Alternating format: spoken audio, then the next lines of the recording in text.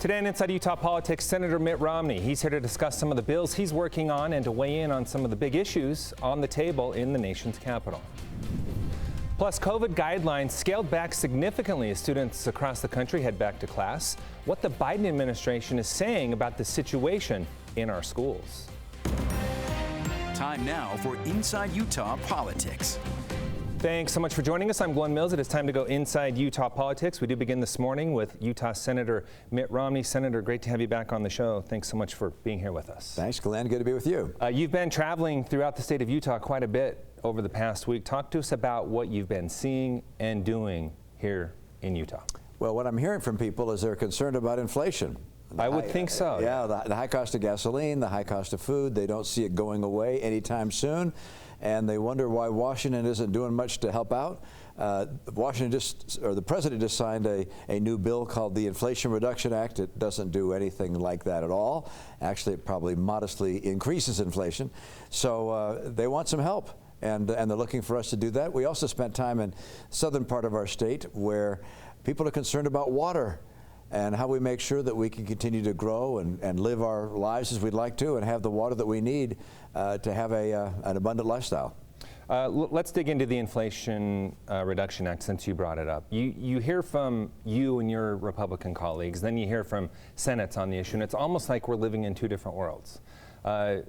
Majority Leader Schumer, I hear him saying this is the most significant legislation passed in decades. He says, as clear as the nose on his face, it will reduce inflation. How do we get to this point where it's viewed so differently between the two parties? Well, truth in advertising has never had a big role in politics, and so they named something which had nothing to do with stopping inflation. This, by the way, when the president came into office 2 years ago, he didn't think about inflation, said inflation would be very temporary, and they put this bill together back then. So now it comes forward a little smaller than it was before. Now it comes forward. They're going to change the name. Before it was Build Back Better. Now it's the Inflation Reduction Act. It's the same thing, and it basically has the government spending more money. And when the government spends more money, it's inflationary. When the government cuts back, it puts the brakes on the economy. They're doing the opposite. There was one part of that bill that's getting a lot of attention. It was the amendment on the insulin cap, $35 cap for private insurance. If that's not the answer forward, what is? I know you've met with constituents here in the state of Utah who are really struggling with this issue. Yeah, there's no question, but we have to find a way to limit the price on insulin. There are a number of reasons why insulin has been treated differently than other pharmaceuticals, and the generics have not been able to make the kind of headway in insulin that they have in the other things that we buy. And Senator Susan Collins of Maine has a bill which I'm looking at that may well be able to pass. But the approach the Democrats have taken I don't think was the most effective approach. But look, we clearly need to reduce the price of insulin. Intermountain Healthcare is building a facility that is going to manufacture insulin on a generic basis. Their price per vial is $30. So it's happening on a free market basis, and the legislation is not ideally suited in my view. You mentioned water worries down in southern Utah. Not far from here, our studio sits the Great Salt Lake. We are literally watching it disappear. Yeah. You ran a bill that will provide money for studies, but do we need to do more in the meantime? Yeah, number one, we need a study to find out what actions can we take that would actually solve the problem of the shrinking of the Great Salt Lake. And then at the same time, we have to have water funding for the kinds of projects that will help us do that, whether it's buying water rights or preserving water through reusing our secondary water. There are a number of things, and we needed funding for that. That we got in the infrastructure bill, which I was able to help negotiate. So we put aside many billions of dollars, not just for Utah, but for the entire country to deal with these water issues. So it's a two-part process. One, study it. We got the Army Corps of Engineers that will study along with, by the way, the legislature in Utah. Brad Wilson has done a great job shepherding legislation through with the same intent. Let's figure out what the answers are, and then we have the funding necessary to build the projects that will help us preserve the lake. How crucial do you see it as preserving the lake, and are you confident it can be done? I'm confident it can be done. I'm not confident it can be done cheaply. We spend a lot of money getting oil here from Alaska or down to the pipe, the refineries and get it back to us. But when people think about water, they don't want to spend that money. Well, water is more precious than oil. And we're going to have to spend whatever it takes to make sure that we do not have the Great Salt Lake dry up on us, because the Great Salt Lake with a dry lake bed, as you know, would send plumes of dust that would be hazardous to our health.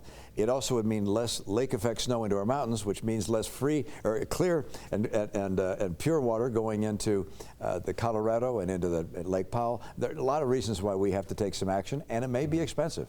Where do you see your bill going as far as the study aspect of it? Well, the Army Corps of Engineers is now tasked with evaluating what kinds of steps can be taken to actually maintain the lake and bring it back. Now, hopefully, Mother Nature will give us a lot of water, but if it doesn't, we got a plan for what else we can do. And so we're going to make that assessment and look at the projects that would be necessary to get the water that we need to be in our communities and keep our businesses going and our homes enjoying the life that they enjoy.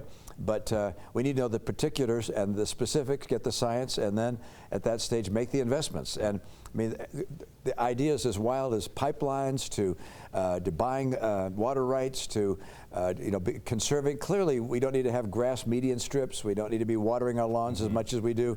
These are the kinds of things we'll have to evaluate. Yeah, and these are things we're now thinking about as we see the consequences of the lake drying up. You've been going around talking a lot about families and the need for policies to be family friendly. The Family Security Act is something you've been working on. Give us an update on where that stands right now. Well, the Democrats have their own plan, and it was part of the Biden original plan. It got stripped out, so their plan didn't pass. So now the Democrats are willing to work on a bipartisan basis, and that's the way most things get done properly in Washington, is bipartisan. So they're willing to work on a bipartisan basis to see if we got a good program, and I think they're going to like mine or something like it.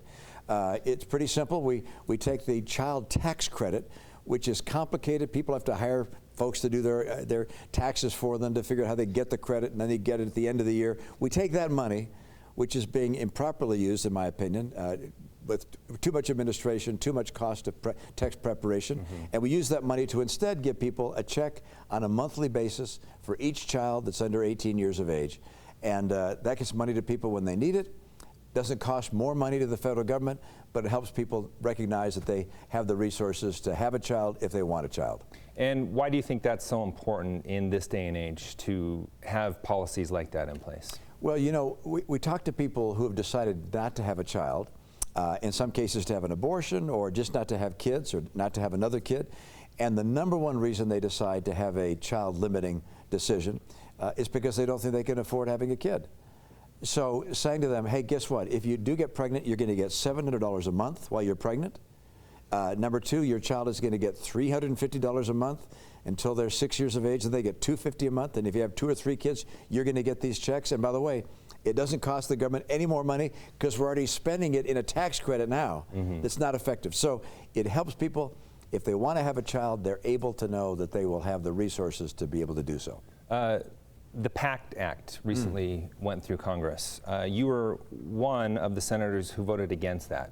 I've personally heard from veterans who were disappointed by that vote. What is your message to them? Yeah, there's a better approach, and Republicans had a bill that was a better bill. I would have preferred the bill that we put forward. The bill that the Democrats put forward is almost $700 billion in spending over the next 10 years. It's a lot of money. So they say, well, gosh, is this absolutely needed? Well, it turns out that the people who drafted the bill said, look, if you've been in Afghanistan or in Iraq for one day and you were near a burn pit and you get any health condition at all, the federal government is going to pay for that condition for the rest of your life. So we said, wait.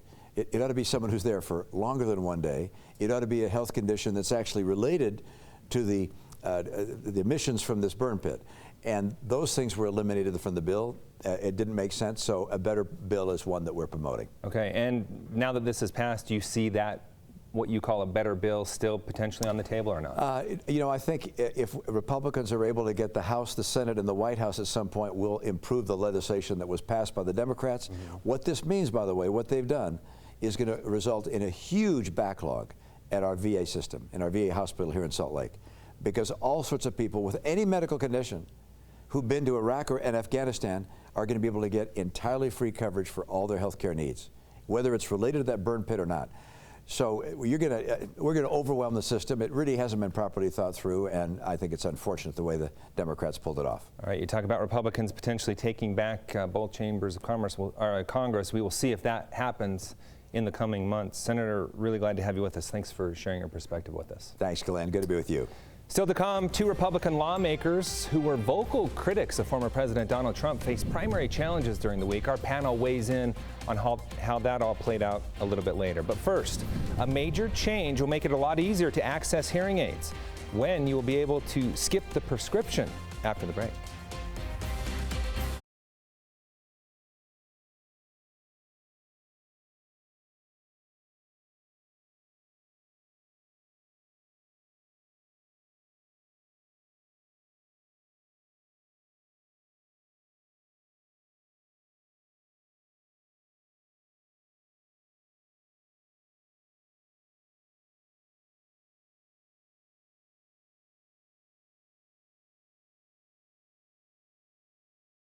It's back to school time, and the Biden administration is promising to make this school year as close to normal as possible for students who have spent the last 2 years dodging COVID-19. Washington correspondent Raquel Martin has that story. After 2 challenging years for teachers and students, U.S. Education Secretary Miguel Cardona says things are looking up. Such promise, such opportunity this year. We're in a much better spot this year than we were last year. Cardona says schools across the nation now have the resources they need to address COVID-19 and help students. They missed out on a lot the last couple of years. This year, they have to be given more. He says thanks to the American Rescue Plan, school districts can ramp up mental health and tutoring services to help kids who may have fallen behind. The CDC also loosened its guidelines, allowing students without symptoms to stay in their classrooms even after a classmate tests positive. We're all excited, and we're all feeling that we can control COVID-19 spread. We have better tools. Education unions like the American Federation of Teachers are embracing the more hands-off approach. The guidelines are smart. We really want to teach with us seeing each other's faces. Union President Randy Weingarten says she's grateful the Biden administration is helping schools adapt to new challenges, so that kids can get their mojo back and their confidence back. But she says it's up to parents and local school districts to support teachers. Teachers have to have the respect that they need to do their jobs, as opposed to the politics and the division and the polarization. In Washington, Raquel Martin. Millions of Americans can soon buy hearing aids online and in stores without a prescription. The FDA issuing a final rule during the week to make products widely available to those with mild to moderate hearing loss as early as mid-October. Washington correspondent Jesse Tenor reports. Think of the FDA's new move to offer over-the-counter hearing aids to adults like readers, which are easily obtainable without a prescription. It won't be the only solution or the best solution for everybody, just like it's true for glasses. But I think that it's a way to get started, and that's a barrier that we really have to overcome. The FDA found about 30 million Americans experience hearing loss, but because of expensive exams and devices, only about 1/5 of them get help. Dr. Sarah Sidlowski, the president of the American Academy of Audiology, hopes this new rule changes that. It's not something to put off. It's not something to attribute to aging. It's something to take action about. Starting in 60 days, adults with mild to moderate hearing loss can bypass a doctor for over-the-counter hearing aids. But those younger than 18 or with severe hearing loss still need a prescription for their devices. My recommendation as an audiologist would still be that best practice is to get your hearing checked. Current and former administrations, along with bipartisan groups in Congress, have been pushing for this change to allow patients to better shop around for the best deal. Every American has a right to receive affordable health care. Vice President Kamala Harris estimates consumers will save at least $2,800 per pair of hearing aids, as the new rule boosts competition and innovation. The FDA says device makers are largely ready to launch new products when the new rule takes effect in mid-October. And many advocates are still pushing for better insurance coverage of hearing health, similar to dental and vision. Jesse Tenor reporting for us. Still to come, a lot of attention on 2 key primary races during the week. Our panel digs into the results after the break.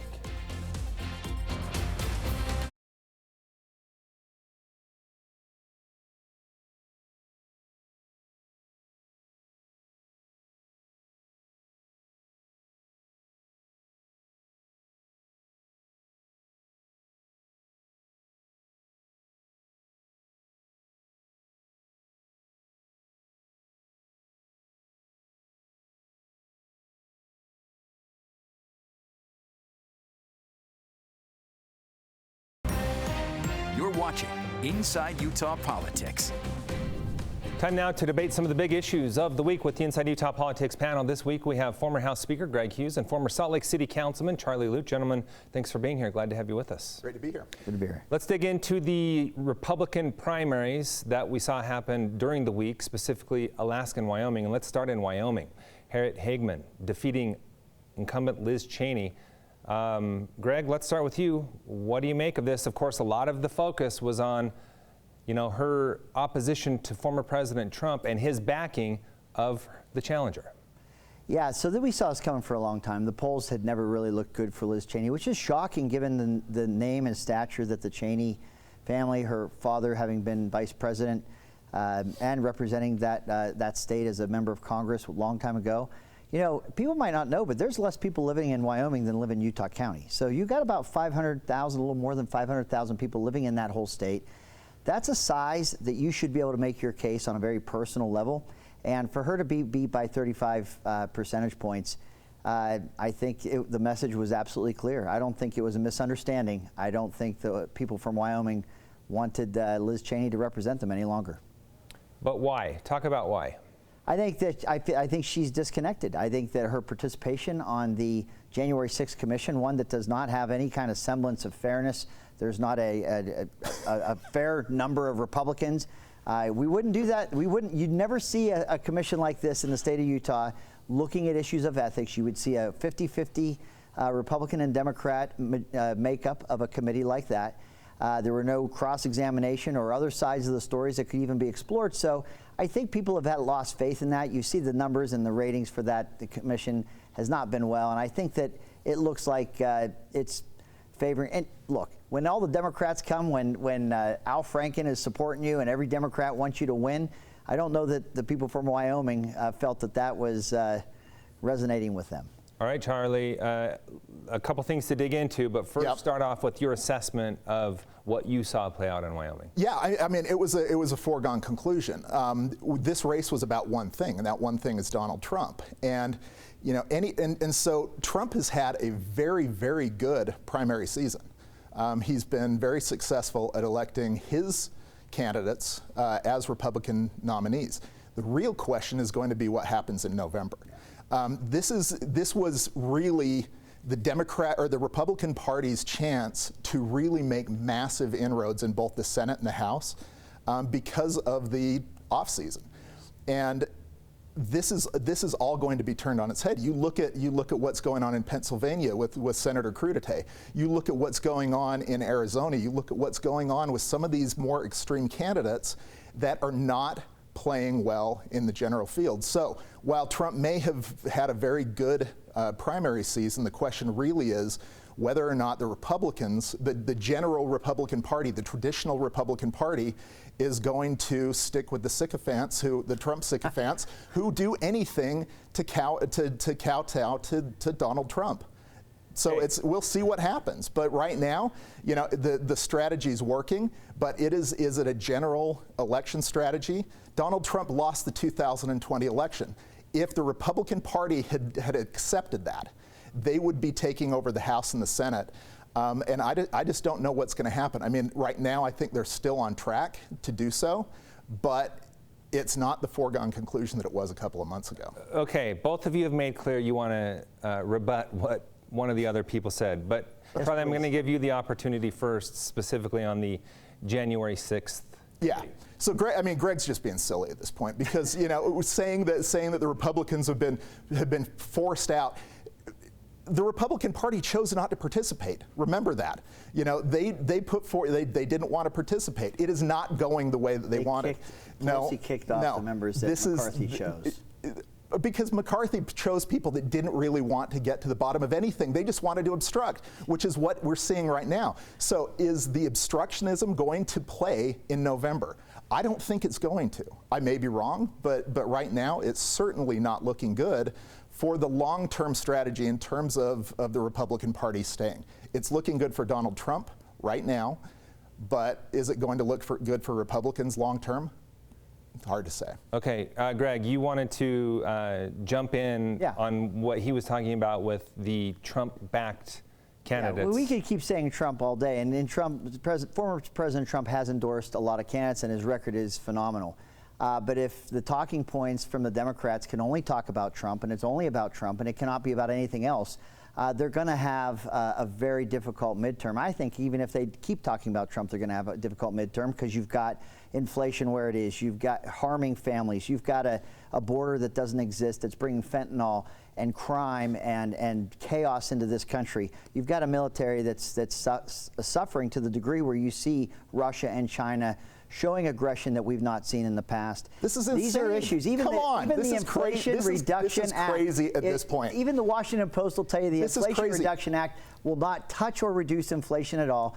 So keep it about Absolutely Trump. not. Absolutely not. Because here's the thing. Do you know what the Democrats have to talk about? Roe v. Wade. We have a chance to talk about the Supreme Court. There's a chance to talk about all of Biden's successes, which you may not like the Inflation Act, but it passed. And it's going to do with all Democrats, because Republicans have only chosen to obstruct everything unless. Okay, let me ask you. Let me ask you this though on that one point.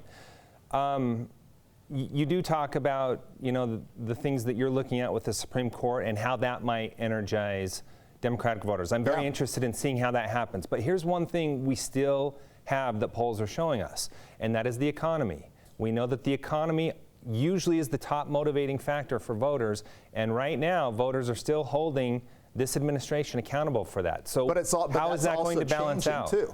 That if you look at where the polls are going, the polls are moving up because as gas prices lower, people's perception of the economy is going to go up. The president has very little control over gas prices. Let's be honest. But he has a lot of control when it goes down. So when Joe Biden starts taking credit for lower gas prices, it's kind of silly. But it's just as silly as Greg saying that it's his fault for the prices going up. I mean, it's time that we really start talking about actual policies and real politics.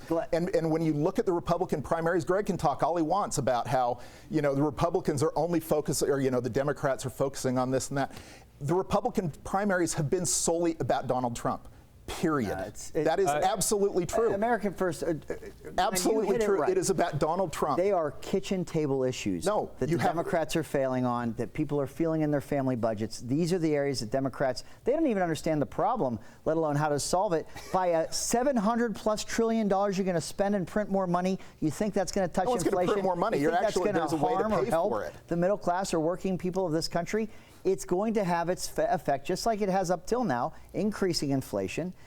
It's 87,000 more IRS agents. Leveled. Where the Congressional Budget Office has identified they're going to pull $20 billion out of the working class. Your talking points are late. Your talking points are off. No, I'm sorry. Look, I don't like interrupting. The only reason I'm interrupting is because this is ridiculous. Please, go ahead. I'm absolutely tired of Republicans spouting off nonsensical talking points when you look at what actually is going on and it doesn't match up. Okay, but Greg, I want to hear your thoughts. Things are fine, then I guess I'm not saying things are fine, but they ain't as bad as Greg is making them out. Okay, Greg, I want to hear your thoughts on the point I brought up, though, as far as the economy being the top motivator for voters and how that'll impact the upcoming election.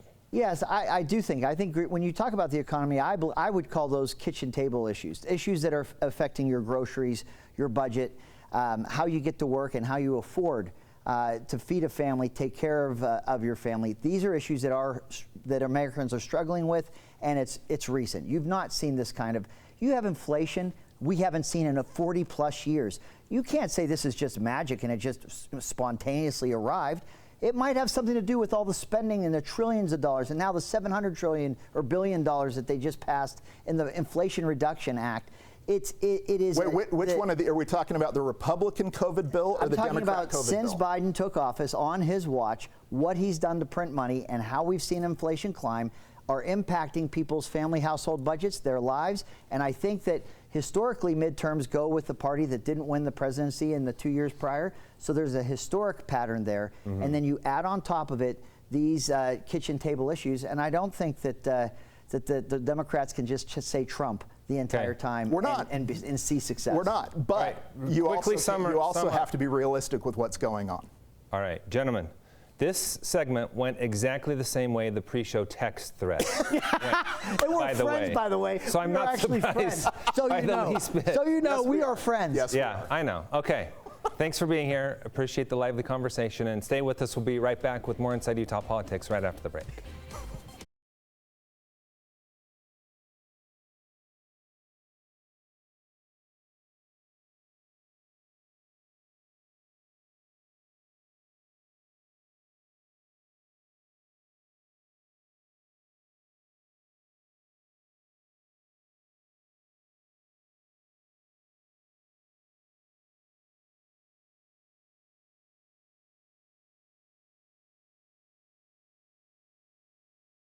We leave you now to look at what's on the radar in the world of politics. Congress now on summer recess. The Senate returns on Tuesday, September 6th. The House a week later on Tuesday, September 13th. The general election is coming up. It's set for Tuesday, November 8th. Make sure to connect with me on social media. I'd like to know what you think of this show and other issues important to you. You can email me at InsideUtahPolitics@abc4.com. You can also follow me on social media. Just log on and search Glenn Mills, ABC4. Thanks so much for making us part of your Sunday morning. We hope to see you again next week as we go inside Utah politics.